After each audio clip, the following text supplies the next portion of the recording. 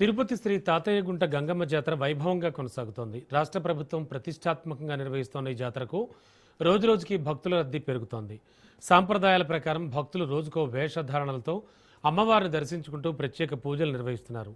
జాతరను విజయవంతంగా నిర్వహించేందుకు అన్ని ప్రభుత్వ శాఖలు సమన్వయంతో పనిచేస్తున్నాయని అధికారులు చెబుతున్నారు. భక్తులకు ఎలాంటి ఇబ్బందులు కలగకుండా ప్రత్యేక ఏర్పాట్లు, ట్రాఫిక్ నియంత్రణ, భద్రతా చర్యలు చేపట్టినట్లు ఈస్ట్ డీఎస్పీ భక్తవత్సలను తెలిపారు. అలాగే ఆలయ పరిసరాల్లో పారిశుద్ధ్యం, తాగునీరు, వైద్య సేవలు సహా అన్ని సౌకర్యాలు అందుబాటులో ఉంచినట్లు ఆలయ చైర్మన్ మహేష్ యాదవ్ తెలిపారు. ఇక జాతర ఏర్పాట్లు, బందోబస్తు, భక్తుల కోసం తీసుకుంటున్న చర్యలపై ఈస్ట్ డీఎస్పీ భక్తవత్సలం ఆలయ చైర్మన్ మహేష్ యాదవ్తో మా ప్రతినిధి Narayana Reddy face to face ఇప్పుడు చూద్దాం. తిరుమల శ్రీ వెంకటేశ్వర స్వామి సోదరిగా తిరుపతి గ్రామదేవతగా వెలిసిన శ్రీ తాతయ్యగుంట గంగమ్మ జాతర అత్యంత వైభవపేతంగా ప్రారంభమైంది. 8 రోజుల పాటు జరిగే ఈ యొక్క గంగ జాతరలో కూడా ఇప్పటికే ఆలయ అధికారులు, పాలక మండలి, పోలీసులు, రెవెన్యూ, మున్సిపల్ అన్ని శాఖలు కూడా సమన్వయంతో కూడా ఏర్పాట్లు పూర్తి చేసింది.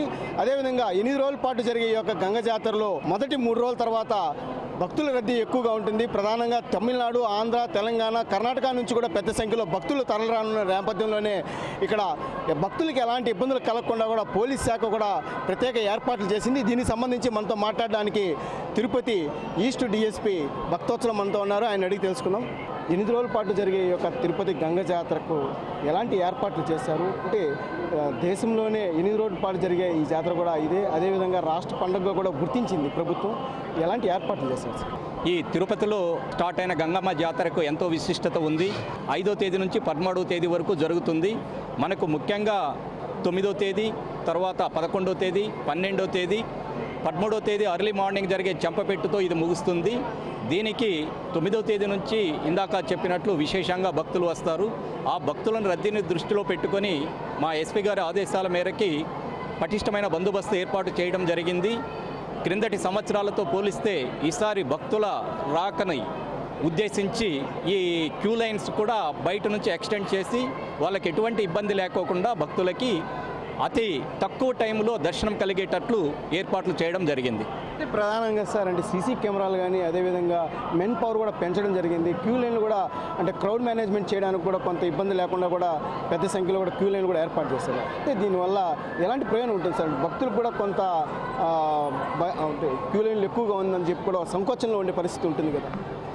భక్తులకి ఇక్కడ ఇది యాక్చువల్గా టెంపుల్ చాలా కంజెస్టెడ్గా ఉంటుంది. అట్ ఏ టైం భక్తులంతా ఇక్కడ గుమికూడితే భక్తులకి ఈ పొంగల్స్ పెట్టుకునే వాళ్ళకి, తర్వాత దర్శనం చూసే వాళ్ళకి ఇబ్బందిగా ఉంటుందనే ఉద్దేశంతో ఈ సంవత్సరం క్యూ లైన్లు బయటికి పెట్టడం జరిగింది. దానివల్ల భక్తులు అతి తక్కువ టైంలో దర్శనం చేసుకోవడమే కాకోకుండా ఈ పిక్ ప్యాక్టర్స్కి, తర్వాత దొంగతనాలు, జేబు దొంగతనాలు జరగకోకుండా ప్రతి చోట సీసీ కెమెరాలు, డ్రోన్తో నిఘా ఉంచడమైనది. అదేవిధంగా ఫింగర్ ప్రింట్స్ వాళ్ళకి ఇక్కడ స్కానర్స్ కూడా సస్పెక్ట్స్ని స్కాన్ చేయడానికి కూడా ఇక్కడ ఏర్పాటు చేయడం జరిగింది. సార్ ప్రధానంగా జాతర రోజు కూడా విశ్వరూప దర్శనానికి కూడా పెద్ద సంఖ్యలో సుమారు 1,00,000 మంది వచ్చే అవకాశం ఉంది. ఆ యొక్క రద్దీని కూడా ఏ విధంగా క్రమబద్ధీకరించిపోతారు సార్? అంటే ట్రాఫిక్ ఆంక్షలు ఏమైనా విధించిపోతున్నారా ఆ రోజు? ఇక్కడ హెడ్ పోస్ట్ ఆఫీస్ దగ్గర ఒక cut off point, TUDA junction దగ్గర ఒక కట్ ఆఫ్ పాయింట్ పెట్టడం జరిగింది. అక్కడ వెహికల్స్ అన్నీ అక్కడే ఆపేసి అక్కడ వాళ్ళకి పార్కింగ్ ప్లేస్ ఇచ్చి అక్కడ నుంచి భక్తులని కాలినడకన వచ్చేటట్లు చేస్తున్నాము.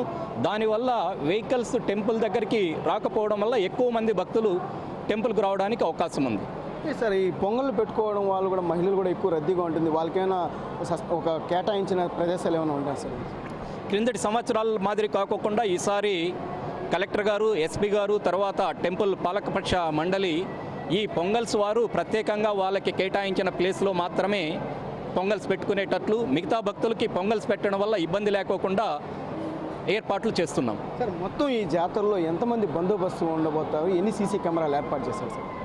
ఇప్పుడు మనకి బందోబస్తు దీన్ని 2 విభాగాలుగా విభజించడం జరిగింది, 2 ఫేసెస్లో. 5వ తేదీ నుంచి 9వ తేదీ వరకు 150 మంది లా అండ్ ఆర్డర్ సిబ్బందితోనూ, ఒక 100 మంది ట్రాఫిక్ సిబ్బందితోనూ బందోబస్తు చేస్తున్నాము.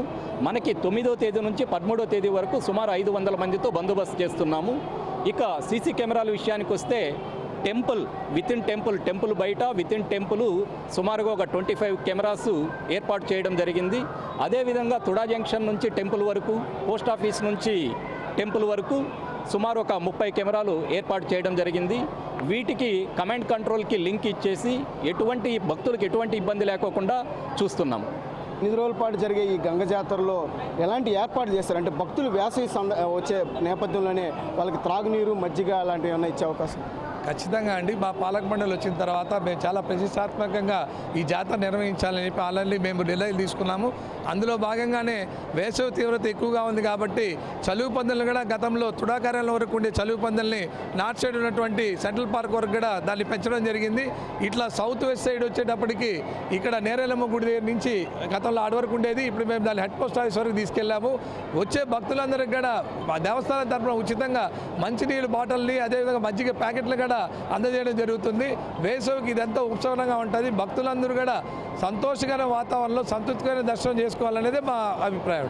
8 రోజుల పాటు జరిగే తిరుపతి గంగ జాతరకు అన్ని రకాల ఏర్పాట్లు చేశామని, అదేవిధంగా మహిళలకు ప్రత్యేకంగా పొంగలు పెట్టుకోవడానికి కూడా ఇందిరా ప్రియదర్శిని కూరగాయల మార్కెట్ను కూడా కేటాయించడం జరిగింది. అదేవిధంగా 9వ తేదీ నుంచి కూడా ఈ యొక్క తిరుపతిలో కూడా గంగమ్మ ఆలయానికి సమీపంలో కూడా కొన్ని ట్రాఫిక్ ఆంక్షలను కూడా విధించాము.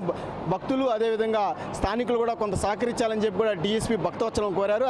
భక్తుల దర్శనమే తమకు ప్రధాన ధ్యేయం అని చెప్పి కూడా ఆలయ చైర్మన్ మహేష్ యాదవ్ కూడా చెప్పడం జరిగింది. కెమెరామెన్ రమణతో నారాయణ, రాజు న్యూస్,